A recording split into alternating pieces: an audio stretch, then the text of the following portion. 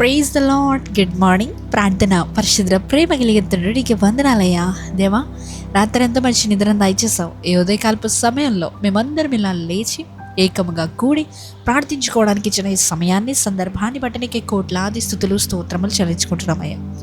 దేవా, ఇదిగో ప్రభువా, ఈ సమయంలో తండ్రి మేము మొదటి గడియ నీకు అప్పగించుండగా ఈ రోజంతా మేము చేసే ప్రతి పనిపాట్లో, ఈరోజు మేము ఎక్కడికి వెళ్తున్నా అయ్యా, మేము ఏ డీల్స్ చేస్తున్నా, ఏ ట్రాన్సాక్షన్స్ చేస్తున్నా, ఎటువంటి వారితో మాట్లాడుతున్నా, ప్రతి ఒక్క దాని నిమిత్తమే ప్రార్థిస్తున్నామయ్యా.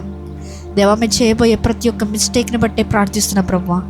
దేవా, నీ చిత్తమైతే దాని నుంచి మమ్మల్ని విడిపింపజేయమని అడుగుతున్నాను. మరలా మేము అది చేయకుండా సహాయాన్ని దయచేయండి అయ్యా. దేవా, ఈరోజంతా మేము ఆశీర్వాదాన్ని పొందుకోవాలయ్యా. సంతోషంగా ఉండాలి, సమాధానంగా ఉండాలి, పీస్, జాయ్, రిజాయిస్ అవ్వాలయ్యా నీ సన్నిధిలో. ప్రభు, నీ సన్నిధి కాంతి మా చుట్టూ ఉండాలి. మమ్మల్ని చూసేవారు ప్రతి ఒక్కరు కూడా అది ఎక్స్పీరియన్స్ చేయగలగాలయ్యా. దేవా, నీవే సహాయాన్ని అందించు. ఎవరెవరైతే ప్రభు వారి యొక్క వర్క్ ప్లేసెస్కి వెళ్తున్నారో, ఆఫీసెస్ కానీ లేకపోతే వారు ఉండే ప్లేసెస్లో అయ్యా వారి చేతి పని చేసుకుంటున్నారో ప్రతి ఒక్కరి నిమిత్తమే ప్రార్థిస్తున్నానయ్యా.